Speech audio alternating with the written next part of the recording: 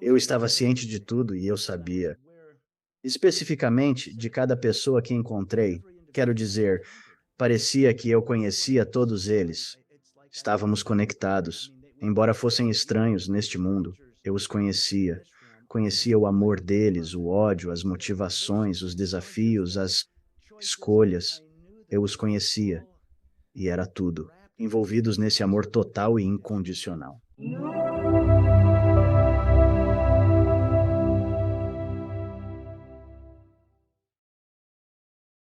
Dando as boas-vindas ao programa a Jeffrey Olsen. Como vai, Jeffrey? Estou bem, Alex. Bom estar aqui contigo. Muito obrigado por vir ao programa, meu amigo. Agradeço por você ter vindo e falado sobre a sua experiência, compartilhando-a com o nosso público, e espero que isso possa ajudar algumas pessoas que estão ouvindo na jornada da própria vida, ouvindo sobre a sua jornada. Então, minha primeira pergunta é: como era a sua vida antes da sua experiência de quase morte? Antes da experiência quase morte, eu dirigia uma agência de publicidade, joguei futebol da primeira divisão e me formei na faculdade. Possuía um diploma em marketing com especialização em psicologia e dirigia uma agência de publicidade como diretor de criação. Casado e feliz, com 2 filhos, a vida era boa. Olhando em retrospecto, era impressionante. Tudo que eu fazia dava certo. Era um sucesso. Era uma boa vida. Então, posso perguntar? Muitos enfrentam dificuldades na vida e tenho certeza que você teve lutas antes da experiência de quase morte, como todos nós. Por que seu trem parecia bem encaminhado? Por que precisava dessa experiência? É uma ótima pergunta. Aprendi na experiência de quase morte que nossa alma tem uma jornada. E, sim, eu tive desafios. Nossa, foi uma luta para ter nosso segundo filho. Havia desafios de infertilidade. O trabalho foi desafiador e estressante. Mas o interessante é que esses estão exatamente no. Isso é só numa primeira impressão, quando a experiência de quase morte ocorreu. Vamos detalhar isso, pois toda a fachada caiu. Quero dizer, tudo que eu via como sucesso, amor, bondade, se desfez, subitamente transformado de modo milagroso. Foi uma verdadeira jornada. Demorei 10 anos para falar da experiência de quase morte. Por causa disso, transição, se quiser. Muitos falam em transformação, mas a experiência de quase morte veio de um acidente de carro. Basicamente, bem, esmagou as 2 pernas. Se você quiser, vamos conversar sobre a tua experiência de quase morte e mergulhar diretamente no assunto. O que exatamente aconteceu durante esse evento? Como foi essa vivência e o que a precipitou? Sim, a experiência de quase morte ocorreu devido a um acidente de carro com toda a família no veículo. Estávamos de férias e uma das coisas difíceis. Contar essa história é difícil, mas acredito que posso ter cochilado ao volante. Era uma viagem de carro e já se passaram 25 anos desde que isso aconteceu. Por uma década, eu nem conseguia falar sobre o capotamento do veículo. Esmagou minhas pernas, a esquerda, amputada acima do joelho. Quebrou minha coluna em vários lugares, sem danificar a medula espinhal, ironicamente. Ainda posso me mover. Meu braço direito quase se desprendeu. Minha caixa torácica foi danificada. Meus pulmões colapsaram e o cinto de segurança cortou e rompeu meus órgãos internos. A parte mais devastadora do acidente é que minha esposa e filho mais novo morreram instantaneamente. A fachada inteira arrancada de repente.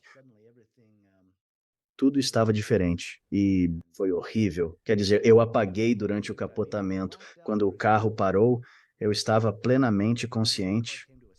O primeiro som foi o choro histérico do meu filho de 7 anos, o mais velho, no banco de trás.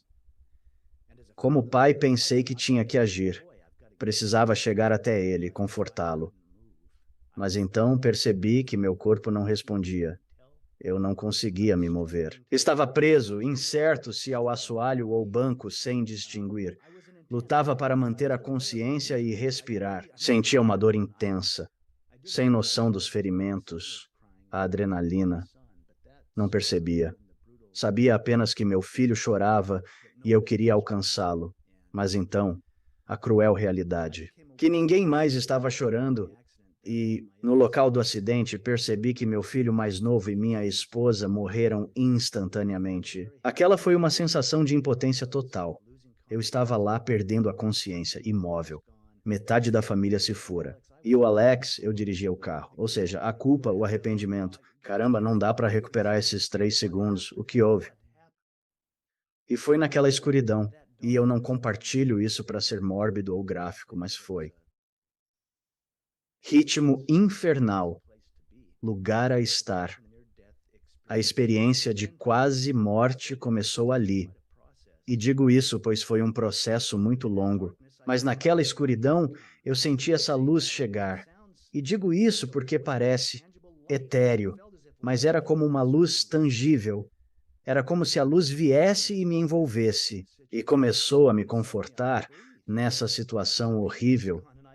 E de repente eu pude respirar e a dor desapareceu, literalmente. Pensava, como posso estar bem? O que aconteceu aqui? E então a parte interessante é que, naquela luz que parecia uma bolha de luz, senti como se estivesse suspenso nessa bolha de luz. E de repente não havia dor. Eu conseguia respirar. E então minha esposa, Tamara, que sabia estar morta no local. De repente ela estava lá na luz comigo e começamos a conversar e ela estava enfática dizendo, Jeff, você não pode vir, não pode vir. Você tem que voltar, tem que voltar. Você tem que voltar. Ela estava chateada e enfática. Tivemos literalmente uma conversa e decidimos onde. Discutimos se eu deveria ficar com ela. Nosso filho mais velho, sobrevivente do acidente, teve ferimentos leves e saiu andando. Emocionalmente, sentiu-se como se perdesse a família. Porém, se eu ficasse, ele seria órfão. Então, chegamos a um acordo. Que eu voltaria e criaria nosso filho. E, Alex, aprendi muito sobre significa. Lá estava eu, olhando para a mulher que eu mais amava, sabendo que havia um garotinho no banco de trás do carro. Ah, e nós decidimos. Eu voltaria. Isso foi interessante. Não precisei descobrir como voltar. Não temos ideia do quão poderosos são nossos pensamentos. Quero dizer, a intenção certo, eu vou voltar. Eu disse o adeus mais profundo que provavelmente direi. E então me vi andando dentro de um hospital. Caminhando livremente por um hospital, eu estava fora do meu corpo. E eu não tenho noção de tempo nesta bolha de luz. Se preferir, mais tarde descobri que pessoas chegaram ao local. Spencer, meu filho de 7 anos, estava todo machucado. Ele contundiu as costelas e quebrou o pulso. Com ferimentos graves, fui retirado das ferragens e transportado de helicóptero ao centro de trauma, nível 1 mais próximo. Eu não sabia de nada disso, só que tínhamos batido o carro e que tinha dito um adeus profundo. E então lá estava eu andando pelo hospital e encontrando médicos, enfermeiros, pacientes e familiares dos pacientes. Eu estava ciente de tudo, eu percebia tudo, especificamente de cada pessoa que cruzava meu caminho. Quero dizer, todos que eu via parecia que os conhecia. Havia uma conexão. Mesmo estranhos, neste mundo eu os entendia. Eu sabia do amor, ódio, motivações deles, seus desafios, suas escolhas. Eu os conhecia e era tudo. Envolto em amor absoluto e incondicional. Eu via cada um de jeito diferente. Exemplo rápido. Passei por uma enfermeira que parecia totalmente alheia à minha presença, mas num instante, eu soube. Eu sabia de tudo e senti como se fosse eu. Eu chamo isso de unidade. Aquela foi uma conexão. Eu senti num instante, como se fosse minha, o abuso físico que ela sofreu na infância, o abuso emocional e sexual, como se eu sentisse de uma forma muito real. E naquele instante, é como se eu pensasse: nossa, olha a magnificência dela. Ela está num hospital, servindo e curando. Eu sabia de tudo isso, mas não havia julgamento algum. Comparação. Existia somente essa unicidade absoluta e conectada, impregnada com um amor sem condições e não um amor romântico, mas um amor incondicional. Então me deparei com um corpo insensível que parecia ter sofrido uma overdose. Ao me aproximar e olhar, percebi, meu Deus, isso sou eu, mas não era eu. Eu estava tendo essa experiência profunda e conectada, mas lá estava o meu corpo. Era uma bagunça, era bagunçado. Certo, agora você está fora do corpo. Tudo o que ocorre é extracorpóreo. Isso tudo é fora do corpo. E percebo, uau, ali está meu corpo. Você está flutuando no ar ou está de pé no chão? Tive a sensação de estar me movendo livremente. Não sentia meus pés nem o chão ao caminhar, mas parecia mover-me livremente. A realidade de que aquele era meu corpo trouxe uma tristeza profunda. Olhando, vi que sempre tomei meu corpo como garantido. E percebi algo incrível. Tipo, nossa, que milagre são nossos corpos. Uma máquina maravilhosa. Não tenho que lembrar meu coração de bater, pedir aos pulmões para respirar ou ensinar meus olhos a verem. Eu estava observando essa massa quebrada e percebendo que eu preciso voltar para lá. Eu fiz um acordo. Eu tenho que voltar para lá. E a fragilidade disso? Havia uma tristeza e percepção profundas de que milagres são nossos corpos. Mesmo danificado, preciso cuidar do meu. E mais uma vez, apenas. Nossos pensamentos, nossas intenções, não precisei descobrir bem como voltar. Assim que decidi, estou voltando. Puf, eu estava de volta ao corpo, mas de volta à pesadez, à culpa, ao arrependimento, à dor e ao trauma. Eu estava entubado, com um tubo grosso descendo pela garganta, respirando pelos pulmões. Minhas pernas e braço direito imóveis. Meu braço esquerdo foi amarrado por eu mexer nos aparelhos médicos. Mas lá estava eu no corpo, com toda a dor, sofrimento e trauma, que eu parecia estar separado quando fora do corpo. Ou seja, ciente do ocorrido, mas foi uma experiência distinta do corpo físico. Isso foi basicamente o fim da sua experiência espiritual de quase morte, assim que você voltou ao corpo, ou algo mais continuou depois? Não, continuou. E foi interessante. Fiquei no hospital por quase 5 meses. Eu passei por cirurgias, sim, 18 cirurgias, tentando me recompor. E não foram só as infecções horríveis, porque meus órgãos internos tinham sido todos danificados e eles tiveram que deixar as feridas na minha barriga e quadril abertas. Sofri de êmbolos pulmonares, coágulos sanguíneos nos pulmões e por isso fiquei na UTI. Eu oscilava entre a consciência e a inconsciência. E em certos momentos da internação, sentia como se estivesse dando um tempo, como se espiritualmente estivesse parado num canto, observando o meu corpo, pensando: preciso de um tempo, não aguento mais ali dentro. Então você entrava e saía basicamente nesses 5 meses? Não nos 5 meses, mas no início, sim. Eu estava meio entrando e saindo. Interessante, Alex. A experiência mais profunda que tive foi no final da estadia no hospital. Sabe, provavelmente vale a pena destacar que as experiências mais profundas foram no local do acidente, antes de serem administrados todos os narcóticos, morfina e tudo mais. E então, no final da minha estadia no hospital, eu já tinha saído da UTI, passado pela recuperação cirúrgica. Eu estava na ala de reabilitação. Foi só algumas semanas antes de eu voltar para casa,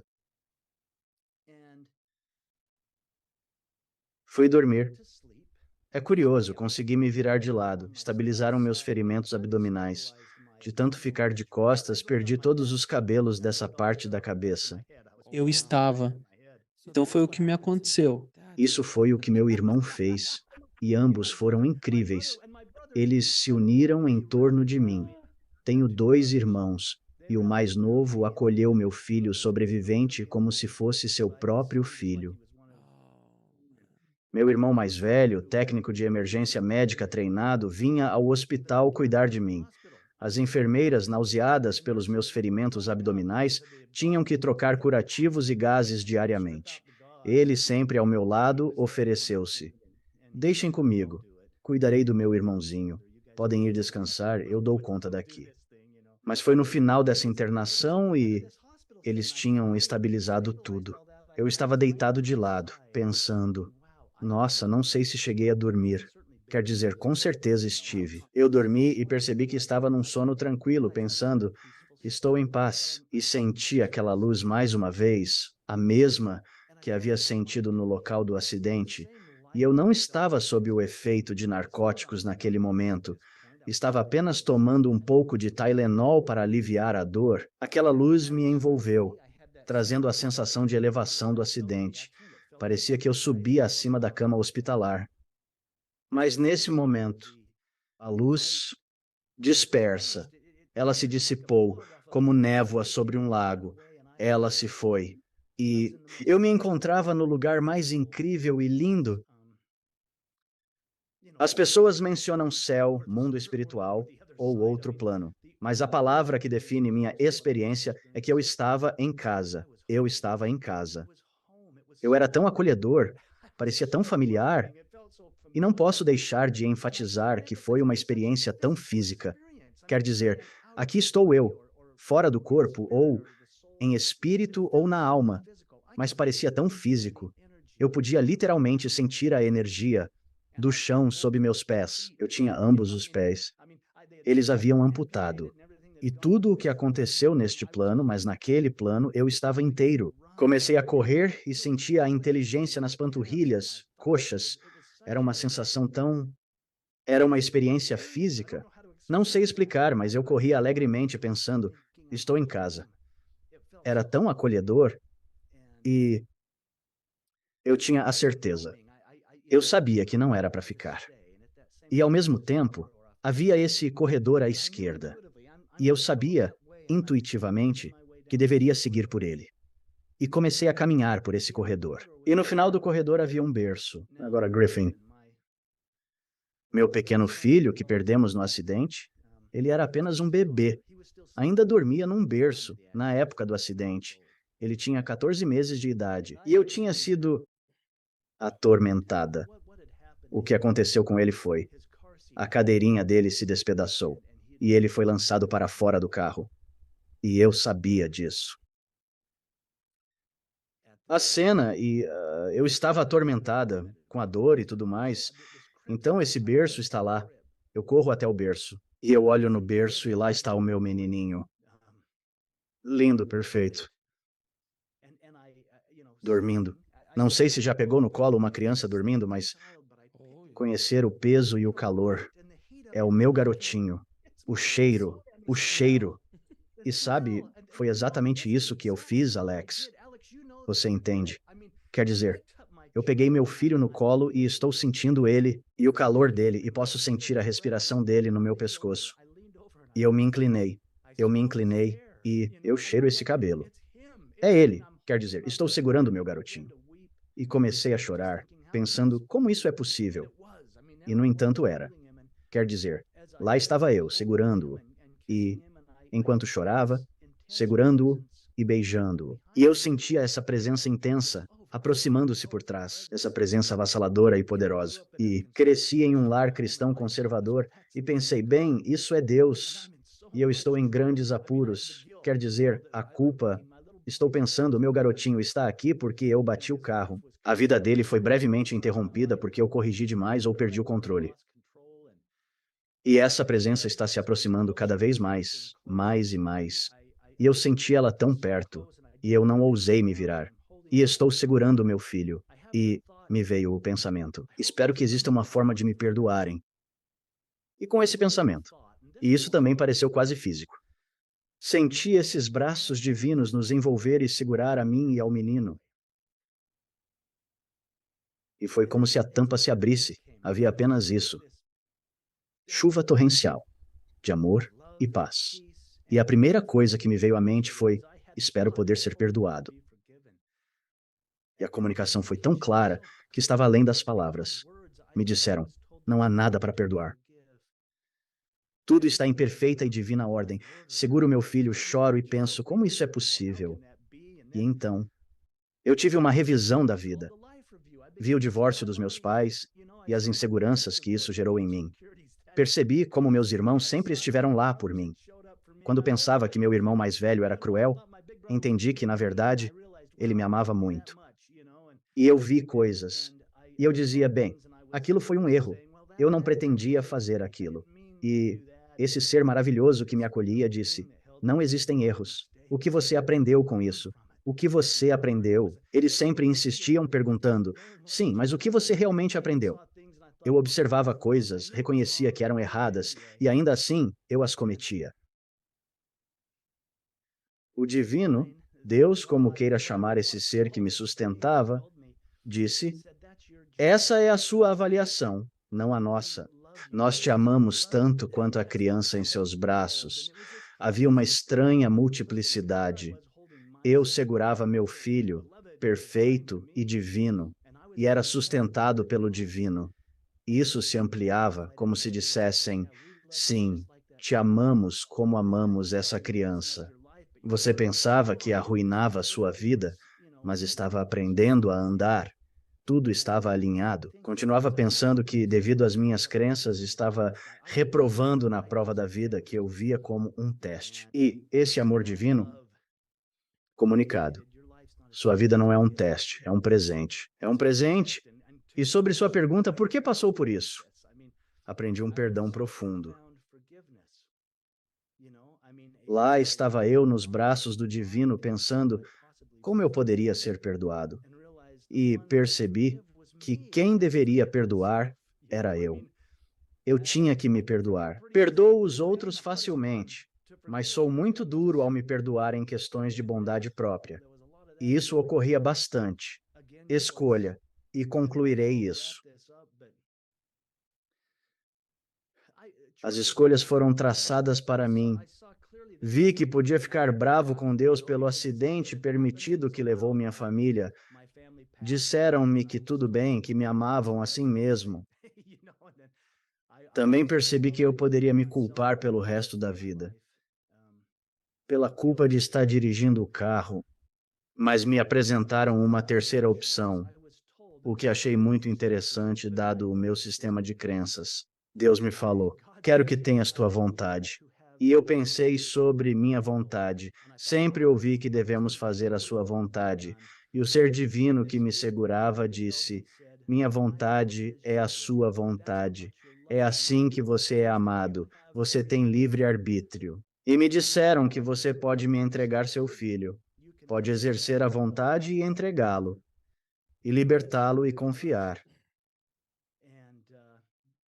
Então não sentirá como se ele fosse arrancado de você. Você exercerá sua livre vontade e o entregará. E em todo esse amor, beleza e paz.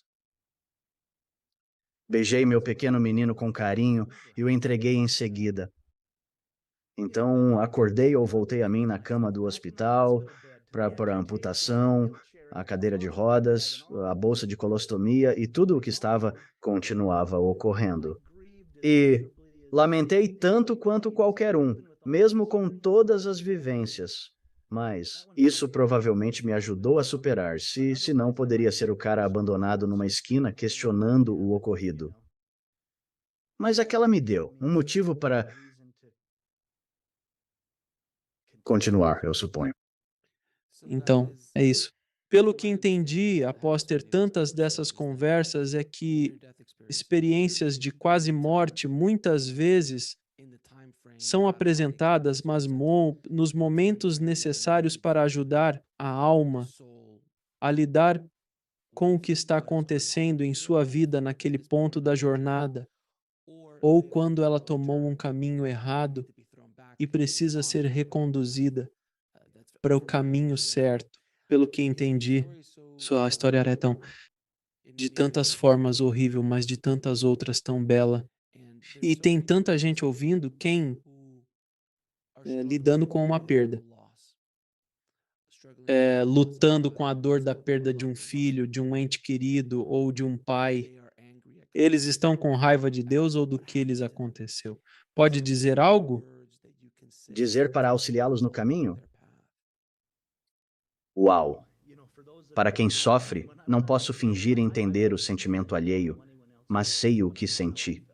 E, como digo, talvez a experiência de quase morte ou astral tenha sido decisiva para eu superar.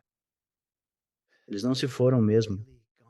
Eu tive dois dos mais poderosos anjos da guarda. Quero dizer, sussurros leves e são pequenas coisas.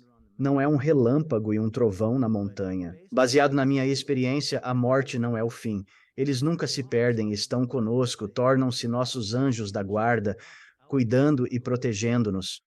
Você sabe, meu filho Spencer, de 7 anos, o sobrevivente do acidente, ele não teve uma experiência de quase morte, não passou por isso. Quero dizer, ele realmente, sabe? É como se, puxa, a mamãe se foi, meu irmãozinho se foi, meu pai nunca mais vai ser o mesmo. E ainda assim, a luz. De fato, Spencer e eu lançamos um livro infantil.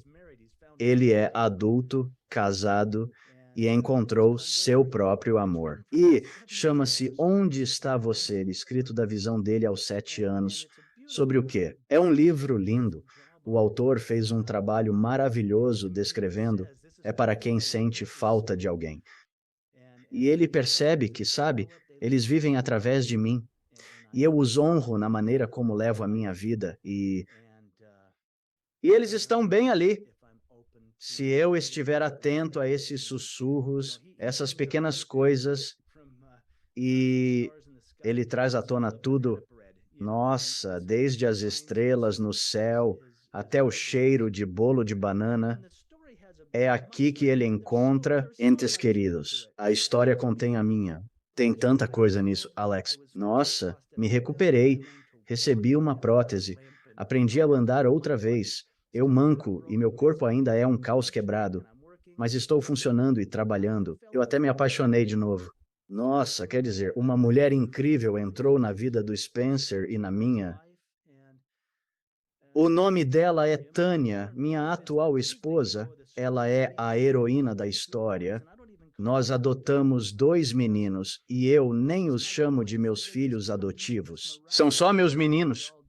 Chegaram até mim milagrosamente, como todos, e reconstruíram as coisas. Como se. Eu li uma história uma vez sobre esses. Isto é na Ásia. Quando os potes quebram, eles os reconstroem. Então preenchem as rachaduras com metal precioso. Sinto que essa é minha vida, quebrada e despedaçada em 1000 pedaços. E todos apareceram, inclusive eu, às vezes. Eu tive que estar presente por mim mesmo em alguns momentos, mas esses potes foram reconstruídos. Minha vida é um pote cheio, com rachaduras preenchidas de ouro, prata e metais preciosos. Nossa, meus filhos, todos eles, incluindo Griffin, o pequenino que perdi, e agora é meu grande anjo da guarda. E os que estão aqui comigo nesta vida, eles são, verdadeiramente, a minha alegria. Eles são a paz que chega. E eu olho para eles e penso, nossa, valeu a pena voltar. Ao vê-los se tornarem homens, e Tânia, e o amor dela, e ela me suporta de qualquer jeito, eu sei que foi traumático e houve tragédia, mas já se passaram 25 anos. Então, olhando em retrospectiva, eu digo, uau, talvez eu seja o cara mais sortudo do mundo. Não sei. Quer dizer, eu manco por aí, mas tenho tanto apoio e tantas pessoas que me amam. Quando você passava pela revisão de vida, pois eu já ouvi isso de outros, você sentiu com todas as pessoas que interagia, ou foi uma experiência mais passiva? Sim, eu senti algumas coisas assim. E parecem coisas tão bobas.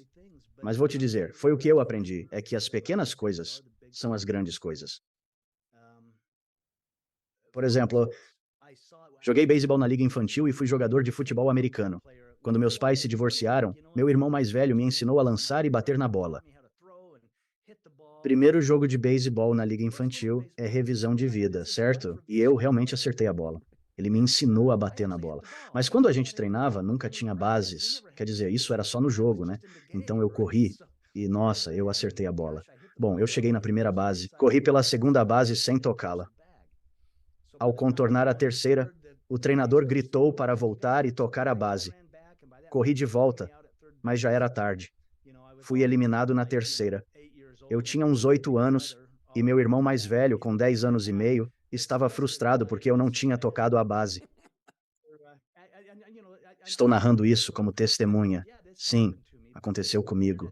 A experiência quase mortal, após o jogo, me fez correr pelas bases, vez após vez, tocando em cada base. Ele dizia de novo, era como se fosse um treinador. De novo, toque em cada base.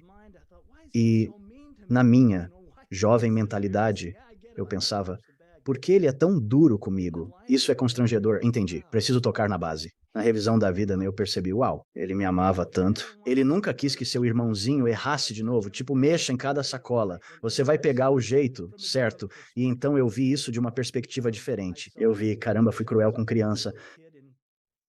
Quinto ano que queria vir jogar bola com a gente. E eu vi isso sob uma perspectiva diferente também. E pensei, como eu poderia compensar por isso? E mesmo assim era como se fosse bem, apenas seja gentil com o próximo que aparecer. Você não pode voltar e fazer tudo de novo. Mas era isso que o divino estava dizendo. Mas o que você aprendeu e no que você se tornou. Por causa disso? Não apesar, mas sim por isso. Não havia julgamento, apenas aprendizado. Agora, ao se mover, desde a última experiência de quase morte, teve outra experiência espiritual? Experiências ou momentos que reforçam tudo dito ao longo do seu caminho? Ah, sim. Quero dizer, realmente muitas. Vou compartilhar algumas, como digo. Aprendi, isso chama-se pós-morte. Eu penso, Tamara, minha esposa que faleceu, ela se comunicou. Ela veio até mim. Quando comecei a ter sentimentos pela Tânia, me senti culpado por isso. Acho que tenho uma culpa. Sei lá. É como eu poderia amar outra mulher. E eu fui ao cemitério e estava com raiva. Eu buscava uma resposta. Perguntava-me como pôde, como me deixar aqui, sabe? E eu juro, ela veio até mim. Não a vi com os olhos, mas senti que ela estava lá. E nos comunicávamos sem palavras. E ela literalmente me disse que tinha enviado a Tânia para mim. Elas nunca se conheceram nesta vida, mas do ponto de vista dela, ela é uma boa mulher. E ela basicamente me disse, falou assim, Jeff, você é um bom pai, mas uma mãe de nada, e nosso garotinho merece uma... Isso foi muito, sabe, uma visitação, por assim dizer. Mas aconteceram outras coisas, tenho que te contar, como quando adotamos nossos filhos. Vou compartilhar rapidamente, pois foi interessante. Não pedimos adoção, mas tudo ocorreu de forma milagrosa. Encontramos a mãe biológica. Isaac, meu filho do meio, estava com ela. Ele era só um bebê, o que foi interessante, pois tinha quase a idade que Griffin tinha ao falecer. E isso foi difícil. Para a mãe biológica, era a decisão certa e ela estava resoluta. Estava grávida de Aiden. Isaac era um menino pequeno. Esses são meus filhos adotivos, que chamo de meus filhos. Ela desejava que os irmãos permanecessem unidos. E eu sempre fui muito ligado aos meus irmãos. É isso mesmo, eu entendo. Temos que manter os irmãos juntos. Sentamos por 6 horas, Alex,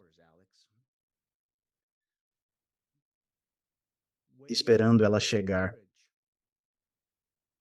Saber como entregue-lhe o filho. Eu continuava dizendo, sabe o quê? Tudo bem, você pode mudar de ideia. Não precisamos fazer isso. Ela, não. Minha decisão está tomada. É difícil. Mas quando ela passou o Zack, quando o entregou, ironicamente foi para mim, não para Tânia. Tive esse flashback intenso de eu entregando meu filho ao divino. Wow, such confidence. Não sei como expressar isso em palavras, mas tem sido flashbacks ou pequenos vislumbres. E caramba, perdoe as lágrimas, meu amigo. Tudo bem, já estou sentindo, já tive alguns. Surgi tão bem quanto conversando. Sim, mas essas pequenas coisas na vida são grandes coisas. Sim, eu tive esses reencontros que são mais do que déjà vu. É como se, nossa, tá bom. Agora eu vejo a jornada da alma.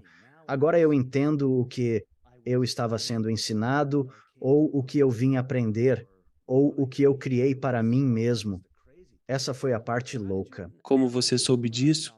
Só um pouco. Pelo conceito do plano divino, o acordo das almas, esse tipo de coisa, antes de encarnar. De onde veio essa informação? Nunca ouvi que você teve acesso a isso em momento algum. Isso estava nas mãos de Deus. Não compartilhei, mas vou, pois ainda estava irritado. Pensava, como pode acontecer? Por quê? Certo? E eu acreditava, por que Deus faria isso comigo? Porque eu. Certo. Por quê? E eu falo sobre essa comunicação. Não, a comunicação foi, não, você fez isso por você. Você criou isso e cada um no cenário apoiou a jornada da sua alma. Tamron Griffin te amou bastante para ir. E o Spencer disse, não, eu vou ficar e caminhar com você, pai, mesmo que você manque. E meus outros filhos, eu não tinha ideia, não me foi mostrado meus outros filhos ou qualquer coisa naquele momento. Mas ficou muito claro que eu tinha criado aquilo. E havia tanto amor que o universo inteiro apoiou. E, de repente, havia total responsabilidade. Não havia ninguém para culpar. Não é como se alguém me fizesse isso. Minha alma fez isso e embarcou na jornada para aprender o que veio buscar aqui, e todos a apoiaram com amor, incluindo o divino. Isso demorou tanto para eu sequer tentar expressar. É como eu poderia dizer? Por que eu faria isso? Quer dizer, não, eu criaria uma vida perfeita sem dor ou tristeza, certo? Mas de alguma forma, naquele reino, eu via isso. Oh, uau! Como saberia? Como conheceria alegria sem dor? Como saberia da luz sem a escuridão? Como entenderia saúde sem doença? É como se percebesse que comprei o ingresso para o espetáculo e queria o filme inteiro.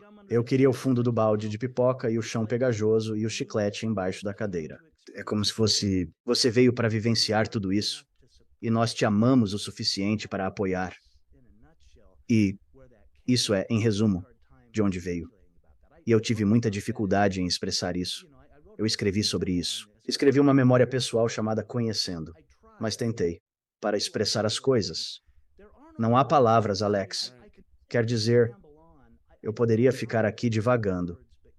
Não sei como colocar em palavras, mas sim, o saber, a percepção que veio nos braços do divino em um instante e literalmente num piscar de olhos, é como, nossa, certo. Mas depois levei uma década para assimilar isso. Minhas crenças foram totalmente reviradas e transformadas. Ainda assim, acho que minha fé se converteu em confiança. Havia tanto amor que só percebi ao vivenciá-lo. E agora é tipo, uau! Se eu conseguir expressar isso de algum modo simples na minha vida ou na de alguém, talvez sorrindo para um desconhecido na rua, isso possa mudar o dia dele. E talvez seja o mais importante que eu faça num dia, certo? Bem, deixa eu perguntar, por que há tantas pessoas quando a ideia de você planeja isso ressurgir? É um conceito difícil de compreender nessa perspectiva. Por que que você pediria pelo que lhe aconteceu? Por que pediria para ser abusado? Por que pediria para sentir dor e sofrimento? Por que pediria para ter uma perda ou perder um ente querido? Por que pediria isso? Por que que você planejaria algo assim? Você pode dizer algo às pessoas ouvintes que ofereça conforto ou compreensão sobre a jornada da alma? Farei o meu melhor. Bem, aqui está o que aprendi agora que estou velho e grisalho. A experiência é a verdadeira professora. Sim, experiência é a verdadeira professora. Vou relembrar meus dias de futebol. Planejava-se tudo no quadro, cada jogada parecia um touchdown. mas só ao entrar em campo se percebe a velocidade de um 4.440 e o tamanho de um fullback de 104 quilos. Então é tipo, tá, agora eu entendi. E acho que, de muitas formas, sim, tínhamos o plano e pensávamos, ah, sim, vamos fazer isso. Vai ser incrível. Mas aí a gente vive a experiência.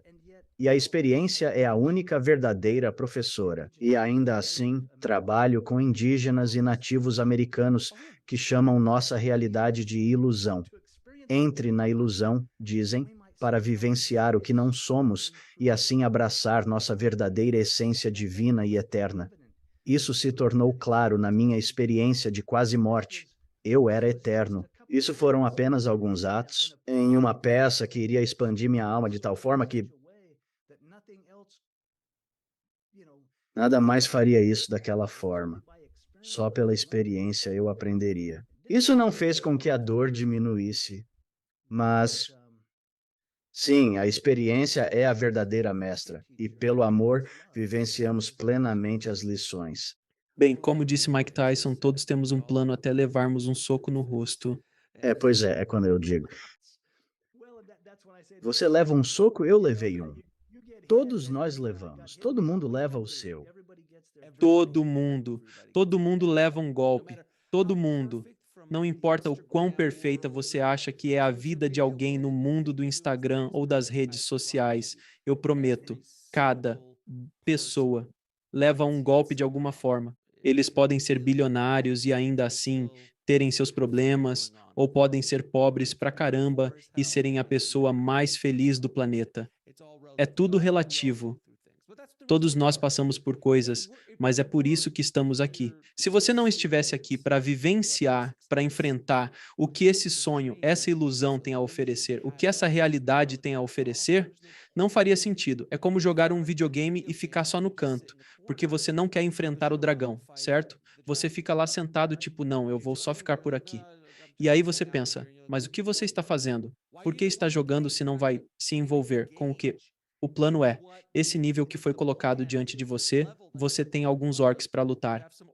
Você enfrentará trolls e deve salvar a princesa, mas primeiro passar pelo dragão. Tenho medo dele, você diz. Essa é sua jornada, o caminho a seguir, o desafio a vencer, e agora eu posso ir ainda mais fundo. Não é o dragão que você precisa conquistar, é o medo que você precisa vencer. O dragão está lá apenas para te ajudar a superar esse medo. Justo. Adorei. Bela analogia, Alex. Talvez todos estejamos em um grande videogame, né? A caverna temida esconde o tesouro que buscamos. Joseph Campbell. Sim, Ellie, você. Aqui foi onde tudo mudou para mim. E isso pode ser útil, porque, nossa, como eu fiz perguntas do tipo: por quê? Por que eu? Por que agora? Por que os dois? Por que a perna? Por quê? Quando substituí os porquês, o que aprendo? Como minha alma cresce? Como usar isso para ajudar outros? Quando tudo mudou, quando desloquei o foco de mim para o exterior, eis a questão. Isso demorou. Não vamos fingir que após o acidente e a experiência de quase morte fiquei bem de imediato. Não. Eu sofri esse acidente, tive a experiência de quase morte e lamentei profundamente. E naveguei por isso fazendo todo tipo de erro bobo e decisões ruins. E mesmo assim, passamos pelo jogo, superamos a fase. Passamos de fase. Vencemos um chefe e logo apareceu outro, e depois mais outro. E sim, é por isso que viemos, e é por isso que viemos para jogar o jogo. Sim, eu usei essa analogia tantas vezes no programa porque acho que é uma analogia perfeita do videogame, porque se você é o Avatar no jogo, se você é o Mario, se você é o Link ou a Zelda no jogo lutando contra os dragões, há um jogador por trás das cenas, alguém joga e você é o Avatar. Esse jogador, na minha analogia, é a alma que escolheu entrar no jogo. Então mergulhamos em águas mais profundas, pois esse jogador pode estar em outro jogo simultaneamente. Isso já é outra conversa. Isso era a imensidão de estar fora do domínio, mas é lindo. Então, e se eu for apenas o avatar aqui, certo? Quem sabe? Eu digo, Deus, Fui envolvido por esse ser maravilhoso. Eu não ousei me virar. Meu sistema de crenças me deu medo de me virar. Bem, seria o meu eu superior? Eu não sei. Mas sim, se estamos aqui no jogo, como avatar do nosso eu eterno superior. Eu sou divino. Então, sim, essa é a perspectiva que talvez a gente diga, ok, vamos superar esse nível e de algum modo conseguiremos se firmes nos mantermos. E isso é interessante porque eu sei que você e eu somos de épocas parecidas. Acho que você é um pouco mais velho do que eu, mas ambos conhecemos Zelda e Mario. Vamos deixar assim. Eu conheço esses, sim. Sim, exatamente. E mais tarde nos jogos, você podia mudar seu personagem para poder entrar como uma garota equipada com armas, ou ser um orc, ou ser um cara, e você está escolhendo o avatar. Você quer vivenciar o jogo assim. Então, de muitas formas, você fica pensando, bem, eu quero vivenciar isso como uma garota? Eu quero vivenciar isso como um cara? Eu quero vivenciar isso sem grana nenhuma? Ou eu quero ter todo o dinheiro do mundo e todas as armas e brinquedos com os quais eu quero brincar? Ou eu quero começar do zero? E a analogia realmente se encaixa no que estamos passando. É o equivalente a Zelda ficar chateada porque Zelda desce a caverna e acaba sendo morta. Começa a jogar de novo. E agora você aprendeu. Você não deve virar aquela esquina porque tem um monstro lá. Você precisa evitar aquela esquina se puder ou aprender a derrotar esse monstro. Mas esse conhecimento, essa experiência, e literalmente se chama pontos de experiência em alguns desses jogos, como se você precisasse acumular pontos de experiência antes mesmo de tentar enfrentar alguns desses chefões maiores. Então eu não quero me aprofundar demais na analogia do videogame. Mas é a analogia perfeita. Talvez seja por isso que a psique e nós não somos construídos humanos. Por isso nos envolvemos tanto, pois é mais uma representação do real.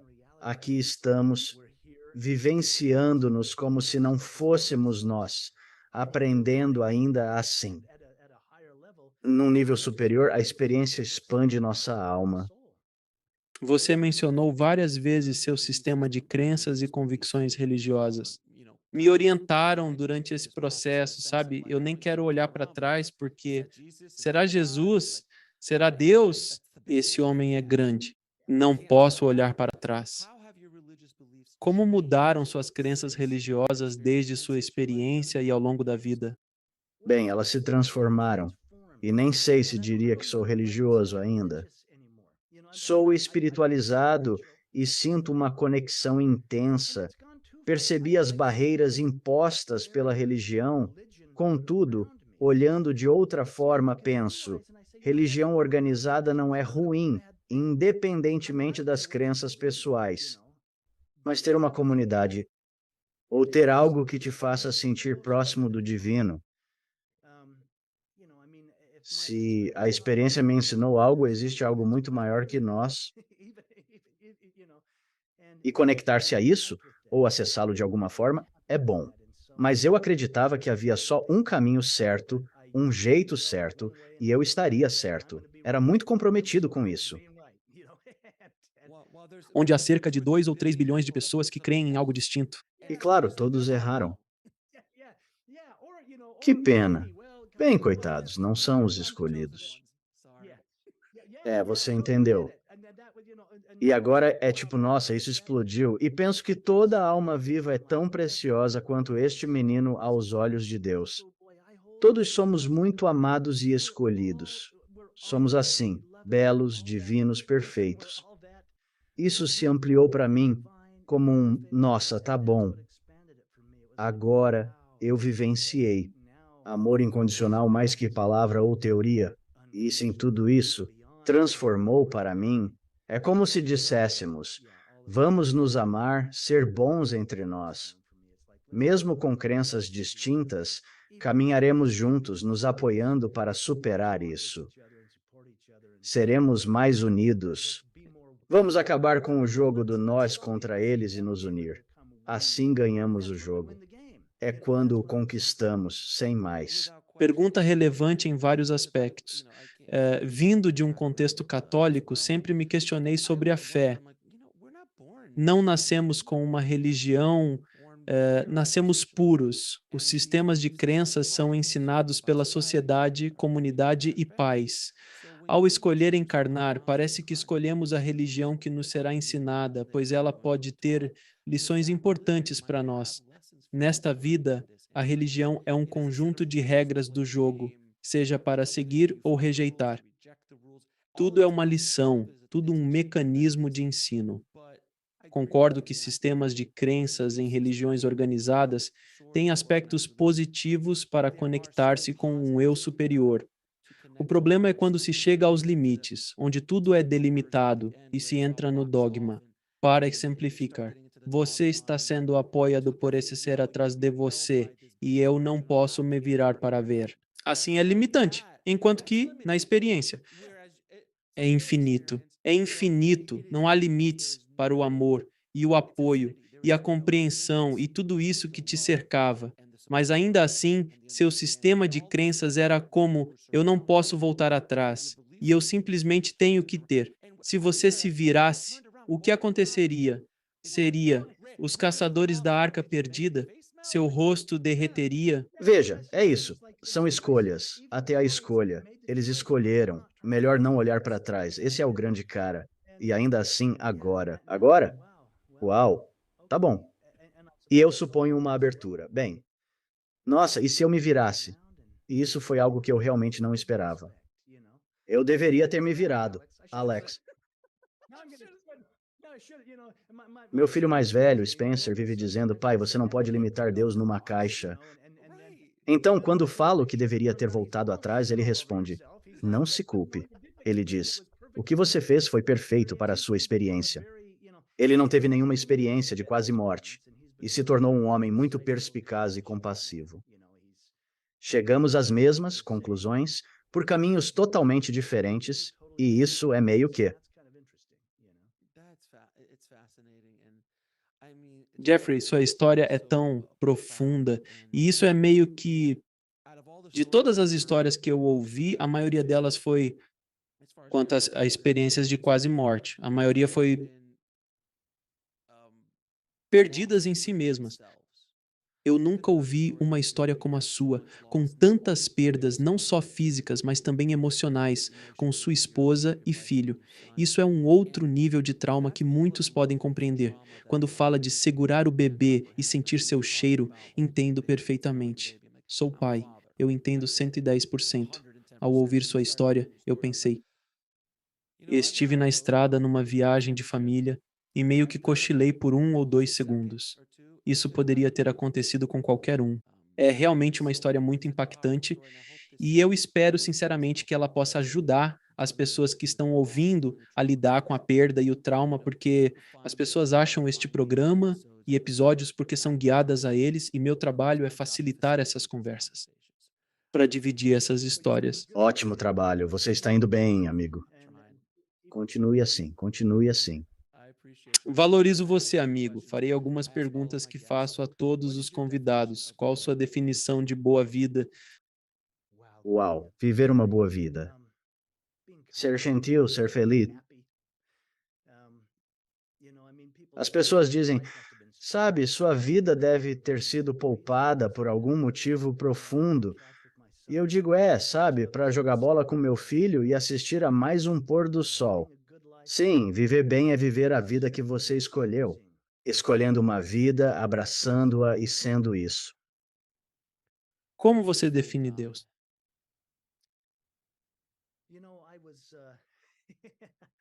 Eu assistia Os Miseráveis nas festas aqui.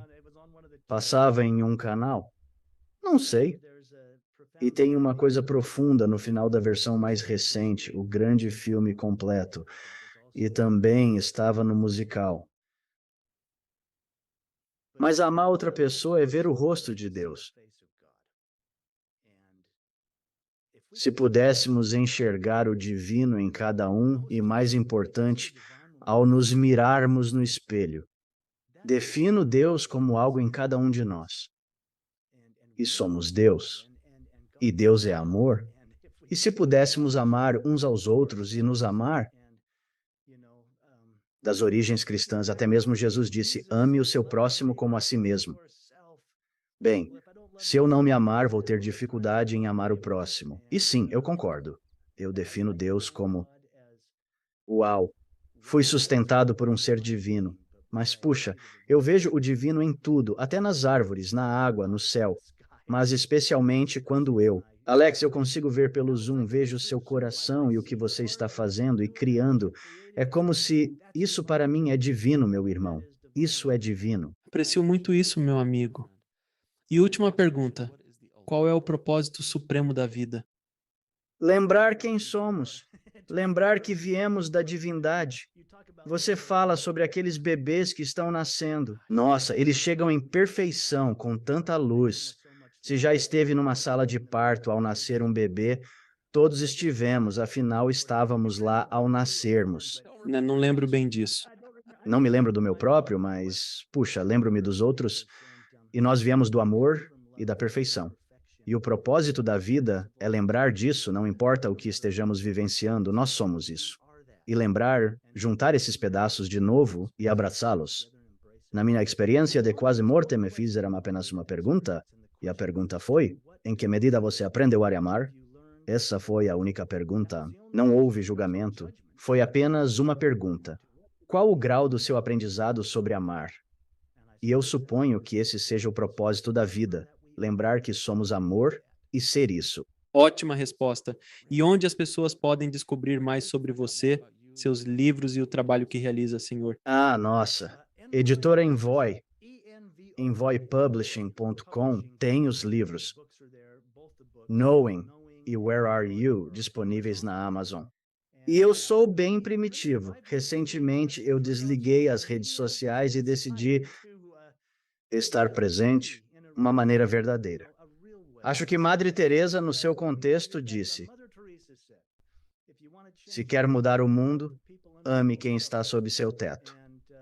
E se focarmos nisso. Mas você pode encontrar livros e vídeos em envoypublishing.com.